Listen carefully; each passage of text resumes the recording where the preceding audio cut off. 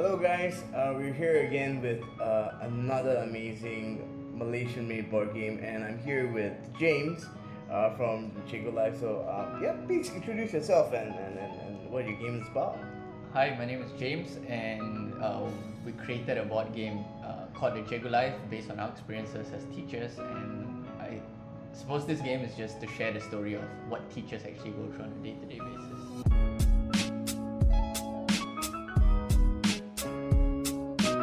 So how you start up is every player actually gets this school board. These school boards sort of represent your school, and in Malaysia we have a lot of different types of schools. So everyone will get a school profile card. So these school profile cards, we have national schools, we have rural schools, we have international schools, vernacular, cluster, and the like. So each player will draw by random and sort of place a school on their board. National schools are the general SMKs or SKs if you like. Okay. And if you see the power, no special treatment. So in Malaysia we also have these rural schools that normally have less students. Right. Starts with only 3 students, but they get to play one action to clear paperwork. Generally because in the rural school you're a bit more laid back, you have a bit more time to clear paperwork. Every teacher, you can tell the bane of every teacher is the administrative paperwork and whatnot, right? So as a teacher, there's 2 things that you need to achieve. One is you need to be efficient, which means you need to clear all your paperwork. And secondly, you need to be effective. That means you can actually teach students. The objective of the game is 2 things. One, you have to get 5 students to grade A, and second is to have no paperwork at the end. I see. So some people will have a lot of paperwork, but all students are A. Some will have all the students struggling but have no paperwork. I see. Yeah. The way to play the game is pretty simple. Just remember 1, 2, 3. You draw one event card. Event cards are things that happen to you. You don't really have control as a teacher. You know, it might be due to weather, might be due to policies. And then after that, you draw 2 action cards. And then you get to play 3 different types of actions. These are sort of things that teachers are in control of. So you can play either an action card, or you can say, oh, I don't want to play any actions, I just want to clear my paperwork. Or the third one is, you might want to recruit a student. This happens because rural schools actually start with only 3 and they need 5 to win. Or there might be discipline cases where your students get expelled. So to start, we mirror real life too. Generally, the most senior teachers become principals, so the older player generally ends up starting the game and resolving any disputes in the game. Okay, 89. Oh, 91. Yeah. Darn it. So based on this, it says you add 1 paperwork. Well, fantastic. So you get 1 extra. Yep. And now you draw 2. Everyone loves paperwork. Draw 2. And then now you can opt to play 3 different actions. So if you see on your action cards, each action card actually has a function to either increase or decrease student grades and increase or decrease paperwork. Okay. And then the rest would have words in bold which sort of indicate what sort of function they have. I'm gonna play a donation drive and draw another 2 action cards. Let's just draw that. Okay. This just works just fine. This is exactly what happens in school as well. So I was just cutting corners and remove 3 of my paperwork. Yeah. I will draw next. So this event's Malaysia wins sports, so you know there's always public holidays. So this affects all teachers. Everyone gets to remove 1 paperwork. Awesome. In schools, generally, if the teacher is single, you actually have to do more during school camps. And single here normally denotes if you're married or not. So if you're not married, I'm not married, so. Okay, so it literally mirrors your. Okay, that makes sense. A bit of background: we were actually teachers with Teach for Malaysia, and because of that, we sort of went into schools, we taught, and that's where the inspiration for this game came about. And so when we launched, it was primarily, let's start off with the Teach for Malaysia group first, get teachers excited about a game that actually speaks about their life. Yeah. Teachers, generally, we try to encourage teamwork. So this card is what we call professional learning community. So teachers will group together and learn together. So partner 1 teacher. So let's say it will partner you. Okay. So you can move 3 students up 1 grade. Oh, nice. And then, but you plus 2 people. I see, to each of us, right? Alright. So it happened while we were teaching, group of us gathered together, the teachers, and we were just it's a social event, playing some board games. Okay. One of our friends actually created a board game for his college project. I see. So it was this. He went for architecture class. He had to do an assignment. So his task was to create a board game based on a movie. Oh. And the moment I heard that, I was like, hey, why don't we do a board game about our lives as teachers? So we said, okay, sure, let's. It was a nice thing to laugh about. Gave it a bit of thought, created some potential cards that we could have some laughs over. Later you might see the Angmo visits, things that actually mirror our life, and it was good to laugh about, but nothing really came out of it. Then after a while we had a Teach for Malaysia alumni board game social, and then they were saying, hey, you have a game, right? Then I said, no, I have an idea. So we sort of got a few of us together, started doing a prototype, and then we tested it out during the event. And that was the moment we sort of realized that this is actually very powerful to share the life of a teacher. Students and teachers' voices are often neglected, and we realized that this game could sort of share the experiences, let people feel some of the frustrations teachers have in balancing student achievement, paperwork.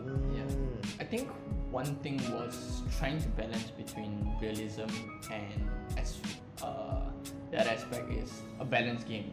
So some schools, like high achieving schools, have a lot of perks, or international schools, very advanced. But how do we sort of make it a bit more balanced, a bit more fair game, so there's not a super overpowering player, but at the same time maintain the realism, so people sort of feel the frustrations in the inequality, and inequity, and then they sort of say, oh, that's why some schools are still struggling. That's why in Malaysia, there's still social injustice and students are still left behind. We had a friend, Ida Kian. I think her Instagram handle is at Ida and Origami. Really, really talented. All of this is watercolor drawings actually. Right. I realized how beautiful the art is. As I say that, I play Cikgu Cantik. Currently, we only sell on Shopee, so they can order a set of Shopee. Alright. And we are still trying to get into the physical store arena, but not quite there yet. I see. Alright. Hopefully with this video, we'll be able to do that. Please, any potential sponsors or anyone who want to carry or distribute their board game, please do. It's an amazing game. So the mechanism for recruiting students is, if you recruit an F student, it's one action, but it's no paperwork. Recruit an E student, still the same action, but you actually add 2 paperwork. And if you recruit a D student, then you get 3 paperwork. And the last card I will actually play this transfer student. So I will steal one of your students. Oh wow! So if I steal a C student, it goes to C as well. Oh wow! And that's pretty much why we have a mechanism for recruiting students. The idea, the time when we laughed about it was sort of in 2015, and then what we realized was, okay, we're too busy with teaching, so let's sort of put it in back burners. Came 2017 when we were done with our 2-year contract. We decided, okay, let's have that social, create a prototype. Took about, let's say, 8 to 10 months of just public play testings, and big shout out to really Tabletop Game Designers of Malaysia for organizing Alpha Meet. So really letting board game designers with really crude prototypes just to test it out in public. Awesome. And from there, then that's when we realized how much we didn't know about board games actually. I remember the first time we were play testing, and there was this group of, I believe they were Magic the Gathering players. Okay. Then they started talking about card resolving and turn resolving, and I just stared at them and I was like, I have no idea what you guys are talking about. Draw rate, and probability of getting certain combination of cards. So he looked at me and he was like, what's your favorite board game? And I realized at that moment, I actually don't play that much board games. Yeah, only play Monopoly, right? Those were the beginning parts. Yeah, I get it. So over time, it's just really testing it out, really learning as we go along. Then after that, it's learning about the design phase and really getting the artists to work on this, digitizing them. So it took about a year and a half from when we launched our first prototype to the finished product. Do you guys plan to continue making board games with your team, or We are currently looking into another game, but at the same time also looking to refine this game. I think there's still a lot of room for improvement for this game. A lot of expansions, a lot of potential additional events that we can add in. Definitely. I feel there are a lot more streams of schools that we haven't actually explored. We haven't gone into private schools, haven't looked at home schools. I remember you said that it's available on Shopee, right? So does that mean it's available to ship internationally as well? Currently, I think Shopee doesn't accept international cards. I see. So right now, I think it's a bit limited to mostly Malaysia. Imagine if you made a version for each different country's school system. It's something we are sort of exploring too. Awesome. So within Teach for Malaysia, there's this Teach for All network, which is an international. Trying to see a bit more into how this game can feature into recruitment or teacher training. So a lot of avenues that we should explore. Alright, awesome. Currently, we have our Facebook page and our Instagram page. Sort of just there's a bit of backstory, a bit of photos of what we've been doing, events that we've been to. We're still working on having an official website. Then we have the Shopee page, which sort of just you can read a bit more of what the game's actually about. I think there are a series of events that will be coming up. Together with tabletop game designers of Malaysia, we are trying to group together and go to as many events as possible. So just to really develop the local board game scene. I think for the most part we'll blast our events on Facebook. Alright. Okay, so that's great. I think it's really inspiring to see you and the team build something as beautiful as this and as genuinely innovative as this as well. For me as a personal board game geek, it takes all my you got card draw, you got player movement, pieces movement, you got unique power mechanics with the schools. It's just I just love the whole aspect of this whole game, and I really want a copy now.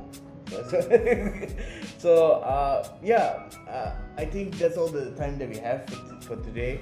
If you guys would like to find out more about the Cikgu life and where you guys can get this board game, please do visit their Facebook page and their Instagram page, as they were saying. Get your own copy at Shopee, and thank you guys.